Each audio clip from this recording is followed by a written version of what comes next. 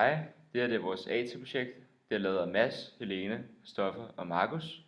Og Helene vil gerne starte med at fortælle om AT. AT er et studieforberedende fag, der forbereder en for at kunne studere på universitetet. Formålet med AT er, at man skal indøve almindelige generelle tænkemåder, som der bliver udført i praksis i f.eks. samfundet. Man vælger 2-3 fag, der samarbejder om AT, og kernen i det forløb er sagen. Altså arbejder de 2-3 fag tværfagligt om en sag, der f.eks. kunne være, at der er voksende vækst i Nordhavn, og derefter kunne man så vælge nogle fag, der passer til det emne. Hvert fag har 3 hovedgruppe ting, der står for det. Der er kernestof og emner, som er de vigtigste ting inden for faget. Fagord, som er inde under terminologi, altså sådan en fagsprog, der ligesom, laver en stor, et sprog for faget. Og så er der metoder, som i f.eks. fysik, hvor metoden er forsøg, og i dansk, hvor metoden er analyse. Man har delt alle fagene op i 3 paradigmer inden for AT. Det første er humaniora, og humaniora går ind for det særlige, det subjektive. For eksempel i dansk, hvor du analyserer de særegne ting ved det hele. Så er der samfundsvidenskab, som fokuserer på det, som der gentager sig i samfundet.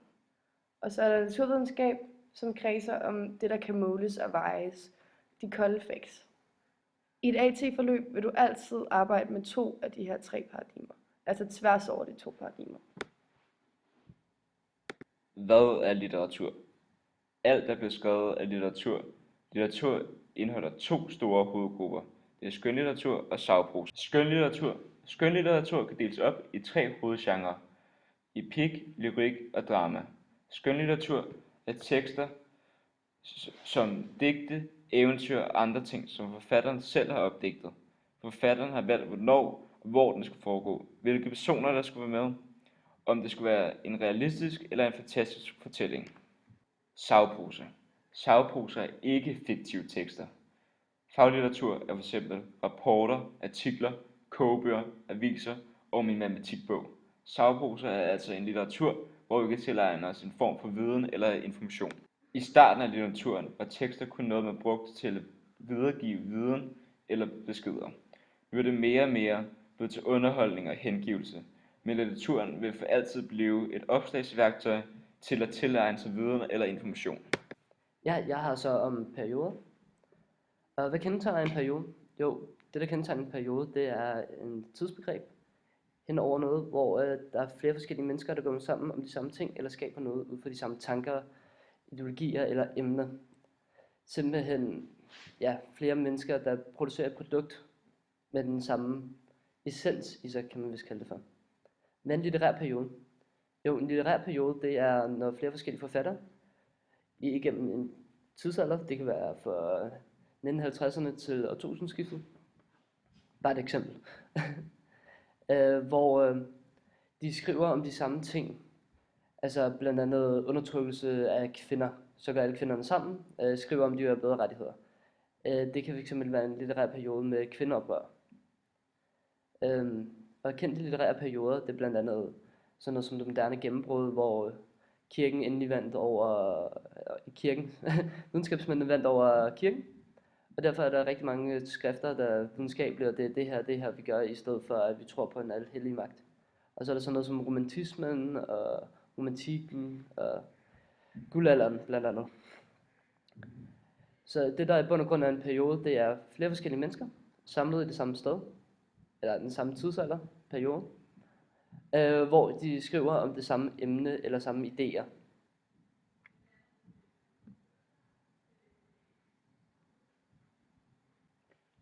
Semantisk felt og skema er en fortolkningsmetode, man bruger til at gå ned i dybden af ordenes betydning, altså ordenes fortolkning, og hvad semantisk også betyder betydning.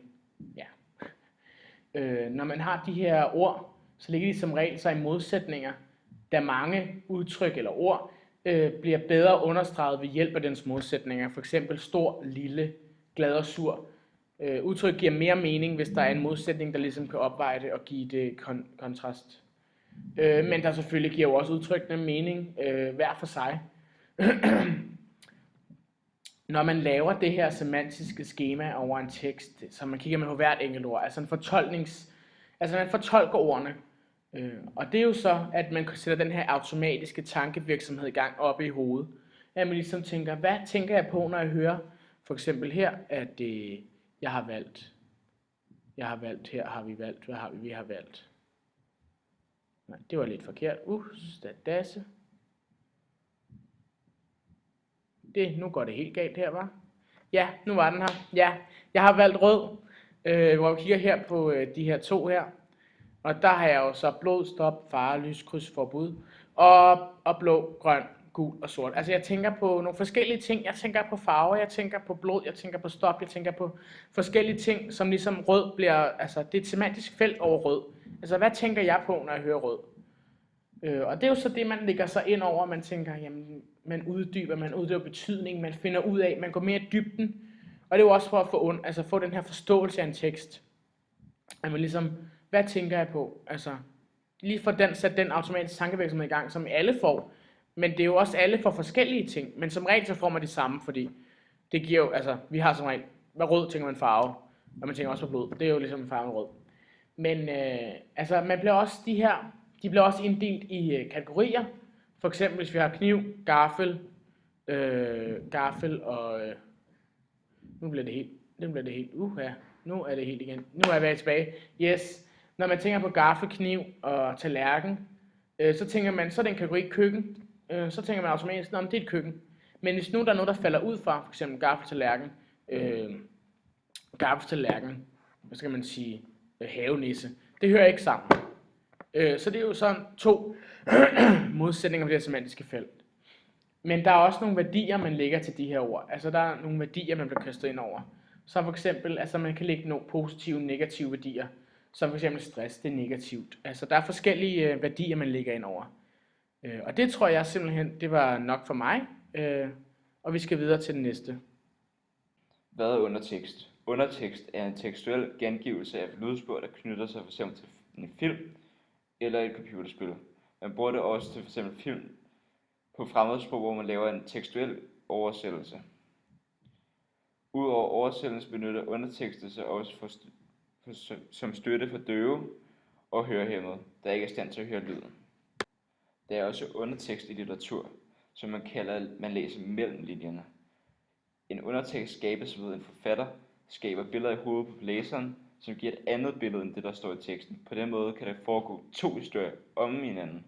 En man har trykket på, og et andet som tekstform. I underteksten kan man bruge to faktorer, der hedder denotation og konnotation, hvilket er to forskellige måder at se på ord. Denotation er ordets primære betydning. Altså, hvor ordets betydning er, som det er så skrevet, uden nogen fortælling, uden nogen symbolik.